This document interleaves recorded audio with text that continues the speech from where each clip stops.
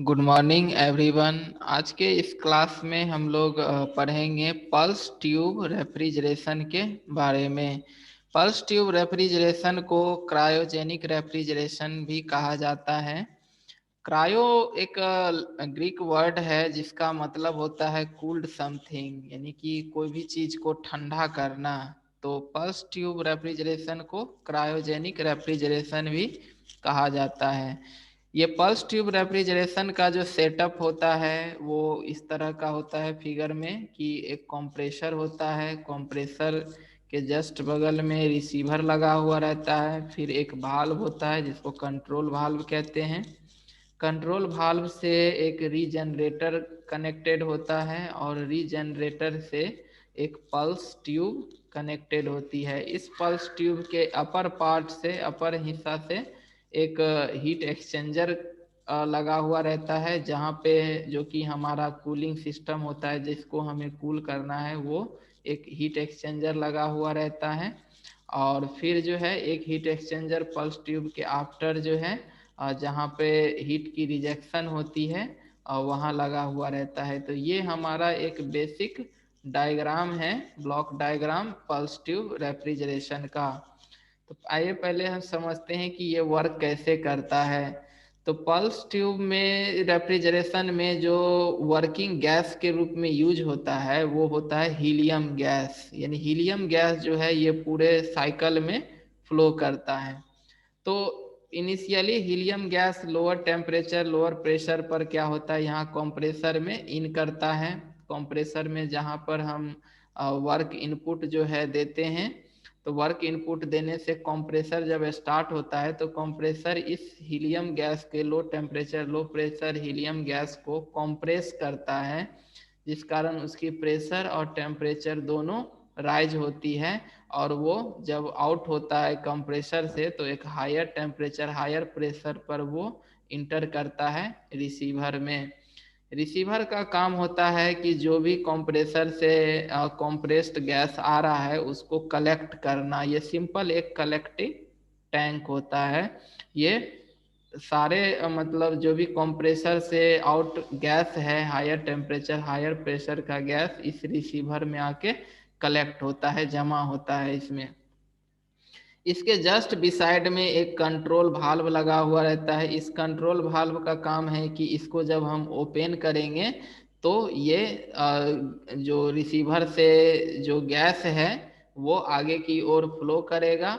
अगर हम इसको क्लोज कर देंगे तो इस गैस का फ्लो जो है वो बंद हो जाएगा।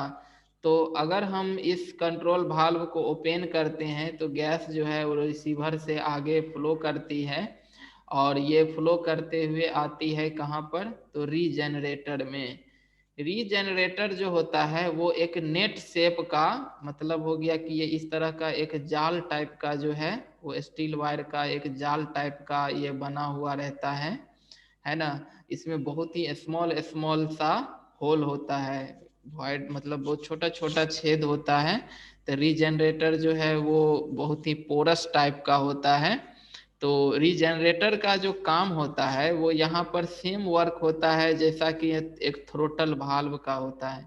हम जानते हैं कि थ्रोटल भाल्व का जो काम होता है कि ये जब थ्रोटल भाल्व से कोई भी gas higher pressure higher temperature से पास करता है तो ये भी एक इतना पोरस होता है, वेरी स्मॉल होल होता है। तो जब गैस इससे आउट होता है तो यहाँ पर एक लार्ज प्रेशर की ड्रॉप होती है थ्रोटल वाल्व में। तो प्रेशर ड्रॉप होने की वजह से टेम्परेचर भी क्या हो जाता है, यहाँ पर ड्रॉप हो जाता है। तो जो फंक्शन थ्रोटल वाल्व का होता है सेम फंक्शन रीजनरेटर का भी होता है। इसका मतलब ये हो गया कि जब high temperature high pressure helium gas जो है वो जब इस रीजनरेटर से पास करता है तो उसकी प्रेशर ड्रॉप करती है ना। यहाँ पर वो अपना इंटरनल एनर्जी को लॉस्ट करता है और ये इसकी प्रेशर जो है पोरस काफी पोरस है तो इसकी प्रेशर जो है वो ड्रॉप करता है ना। तो प्रेशर ड्रॉप करने से उसकी टेम्परेचर भी ड्रॉप करती है और इस तरह से लोअर प्रेशर लोअर टेम्परेचर पर ये गैस जो है रीजनरेटर से आउट होता है और इसके जस्ट बिसाइड जो है एक पल्स ट्यूब कनेक्ट होता है, तो पल्स ट्यूब में आकर के ये जमा होता है ना। तो ये सारा का सारा जो है सो कूल गैस जो है यहाँ पर ट्यूब में के अपर पार्ट में आके फील होता है। तो इसके अपर पार्ट से ही एक ओपनिंग होता है जो कि हमारा हीट एक्सचेंजर से पास करता है। ये हीट एक्सचेंजर हमारा वो सिस्टम हुआ जिसको हमें कूल रखना है, जिसके में हम जहाँ पे हमें एक रेफ्रिजरेशन चाहिए। तो ये कूल गैस जो है वो इस हीट एक्सचेंजर से पास करता है। तो ये जब ये यहाँ से पास करता है तो इस स्पेस का जो हीट है वो एब्जॉर्ब करता है। तो गैस जो है कूल गैस अपने इस स्पेस से हीट को एब्जॉर्ब करके वो वार्म हो जाता है, गर्म हो जाता है। मतलब ये कूल गैस जब हीट एक्सचेंजर से आउट होती है तो उसकी टेम्परेचर राइज हो जाता है, वो वार्म हो जाता है। और ये वार्म जो टेम्परेचर राइज जो हुआ वो इस सिस्टम से हीट को वो क्या किया, एब्जॉर्ब किया। तो ये सिस्टम से अगर हीट को एब्जॉर्ब कर लेता है तो ये सिस्टम जो है वो कूल हो जाता है ना। इस तरह से यहाँ पर हमें क्या मिलती है, एक कूलिंग इफेक्ट मिलता है। और फिर ये वार्म गैस जो है वापस जो है पल्स ट्यूब के बॉटम पोर्शन में आकर के फील होता है। तो चूंकि यहाँ पर क्या है कि लगातार रीजेनरेटर से कूल गैस जो है वो पल्स ट्यूब में आ रहा है और इन बॉटम पार्ट से जो है हॉट गैस जो है वो आ रहा है। तो इसकी कंटिन्यूअसली कूल गैस के फ्लो के कारण ये कूल गैस जो है इस हॉट गैस को कंप्रेस किए हुए रहता है। यानी कि इसको ये हॉट गैस जो है वो अंडर कंप्रेशन होता है।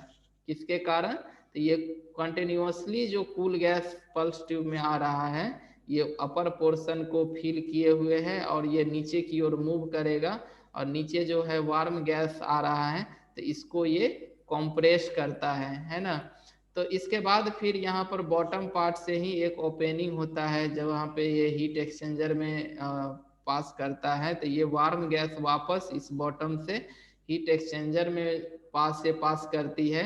ये हीट एक्सचेंजर में जहाँ पर इस वार्म गैस से हीट क्या होता है, इन्वायरमेंट में रिजेक्ट होता है, सराउंडिंग में रिजेक्ट होता है। तो इस तरह से यहाँ पर इसकी टेम्परेचर जो है वो डाउन होता है, ये वार्म गैस का जो टेम्परेचर है वो कम होता है। और फिर ये हीट एक्सचेंजर से जब ये आउट होता है तो एक लोअर टेम्परेचर पर, और प्रेशर तो लोअर है ही, लोअर टेम्परेचर और लोअर प्रेशर पर ये फिर से वापस कंप्रेसर में इन कर जाता है। तो इस तरह से ये पल्स ट्यूब का जो साइकिल है वो कंप्लीट होता है और हमको यहाँ पर एक रेफ्रिजरेशन मिलती है, एक कूलिंग इफेक्ट मिलता है। तो पल्स ट्यूब रेफ्रिजरेशन जो है इसी तरह के प्रिंसिपल पर और इस तरह के सिस्टम से ही वर्क करता है। तो आई थिंक कि ये पूरा क्लियर हो गया होगा।